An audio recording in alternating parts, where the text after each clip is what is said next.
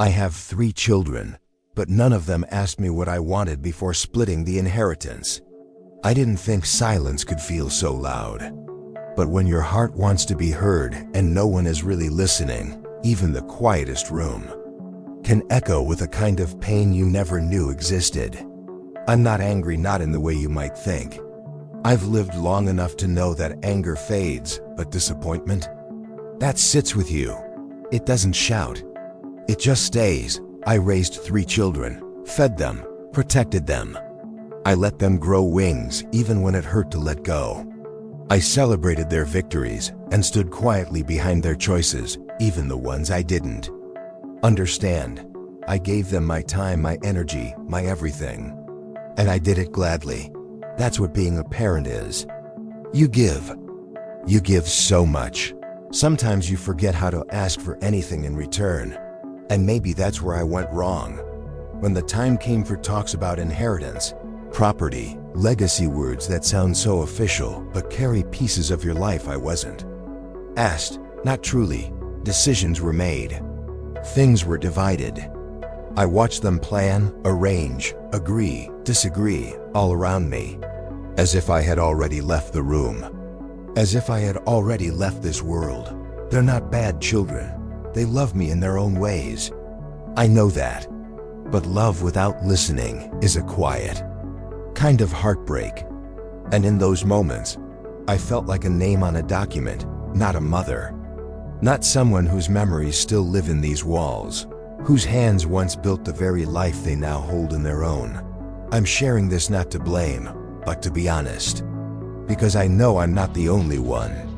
There are so many of us who sit quietly at kitchen tables, staring out windows, wondering if our lives are still ours to shape.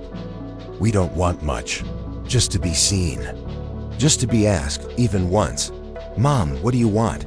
So let me take you on this journey, not to stir guilt, but to stir thought, to remind us all that the greatest inheritance isn't what we leave behind, but the love, dignity, and understanding we carry while we're still here. They always remembered the birthday cakes, the holiday dinners, the rides to school, and the cheering from the sidelines. But no one remembers the days I went without lunch so they could have a little extra. No one remembers the nights I lay awake, worried sick about bills, fevers, or the sound of a slammed door after a teenage argument. They remember the childhood I gave them.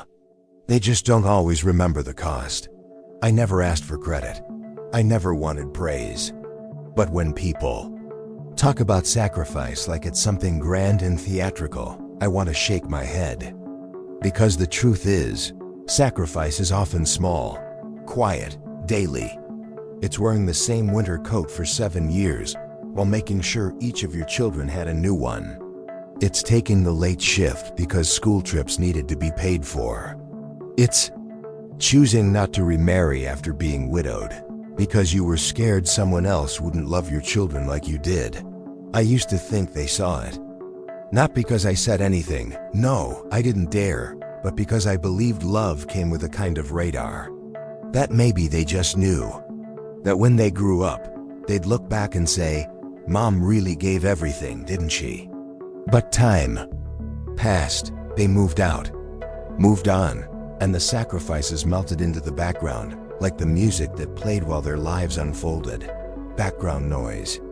Beautiful, essential, unnoticed dot, and yet I don't regret it. Not for a second. That's the strange thing. You can give everything and still not want it back. But deep down, a part of you hopes it mattered, that it counted.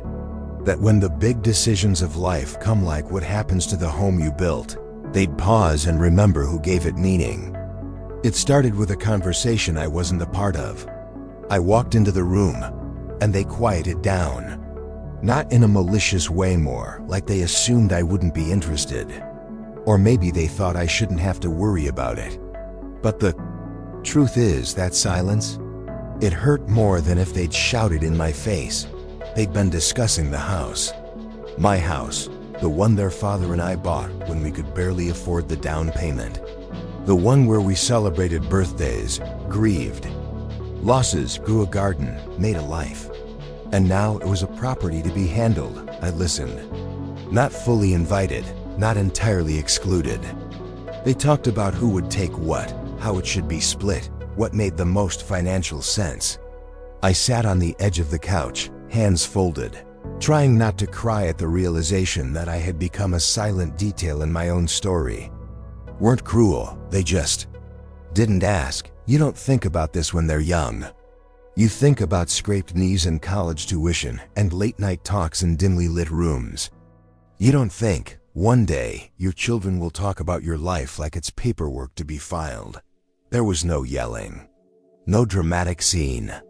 Just a deep, cutting ache like being slowly erased from a chalkboard you once filled with meaning. I nodded.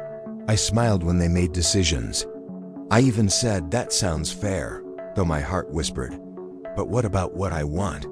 This is what people don't talk about. Not the greed. Not the fighting, but the absence.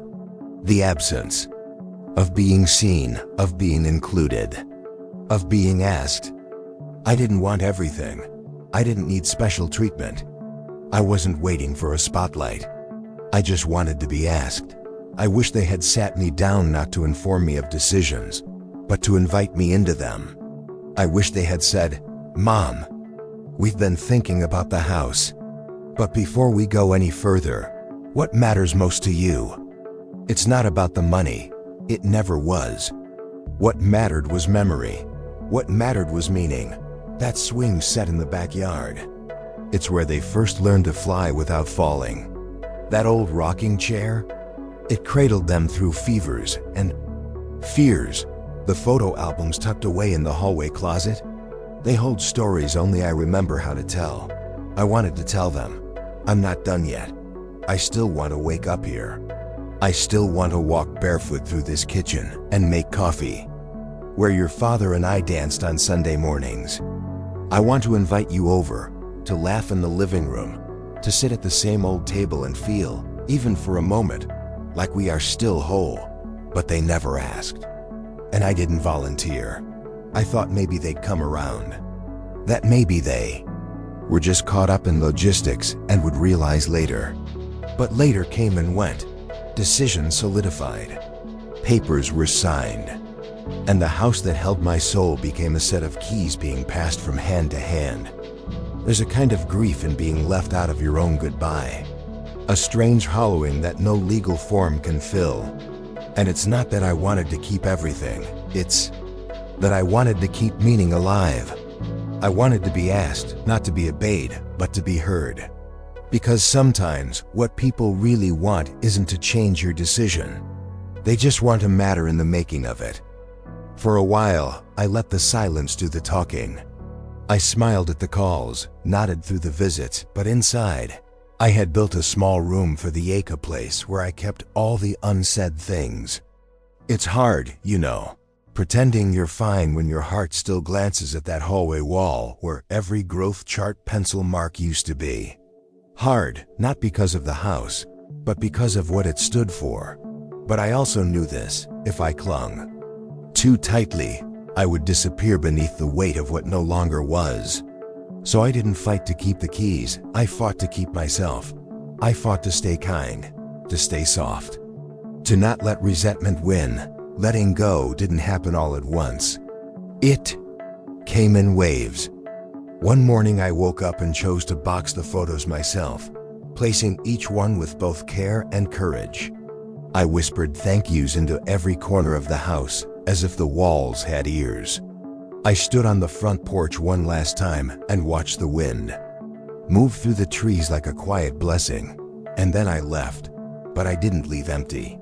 I carried something with me, something the documents never could. My memories.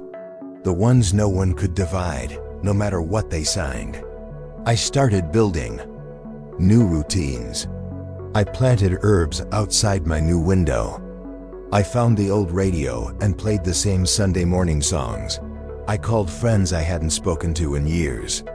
I learned to laugh again in new rooms. And slowly, I discovered something unexpected. Letting go didn't mean losing. It meant choosing. Choosing to free myself from the version of love that needed to be perfect. Choosing to release my children from expectations they didn't know they'd broken. Choosing to live forward, even when part of me longed to live back. I even forgave them. Not because they asked. They didn't. But because I deserved peace more than I deserved an apology. You see, love doesn't always come in the form you hoped for. Sometimes it's messy. Sometimes it forgets to ask the right questions. And sometimes love grows up and forgets how much it was once held. But that doesn't mean it was never there. So I gave myself the closure no one else offered. I made peace with the silence. And I promised myself this: I will keep living, not for the past, but for the woman who gave so much and still has something left to give. So here I am, in a smaller house with less furniture but more room to breathe.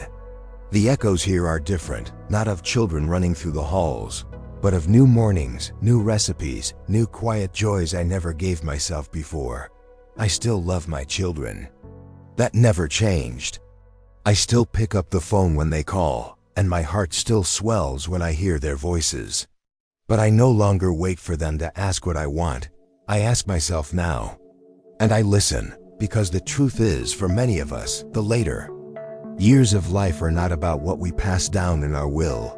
They're about what we pass on while we're still here. Wisdom, grace, the strength to let go without growing hard, the courage to be honest without demanding payback, the resilience to be overlooked and still love deeply. If you're watching this, maybe you're a parent who knows exactly what I'm talking about. Or maybe you're an adult child who's never thought to ask. Either way, I hope this story reminds you of something we all forget: that the people who gave you everything once, sometimes they still have needs, dreams, and feelings of their own. And they're not asking for much, just to be seen, to be heard, to be included. So ask before the decisions are made. Ask before the house is sold. Ask before the goodbye is just a legal formality. Because the greatest gift you can give someone who's given you a lifetime is to ask them what they want before it's too late. And if you're the one who was never asked, you're still allowed to speak. You're still allowed to live. You're still allowed to matter. Always.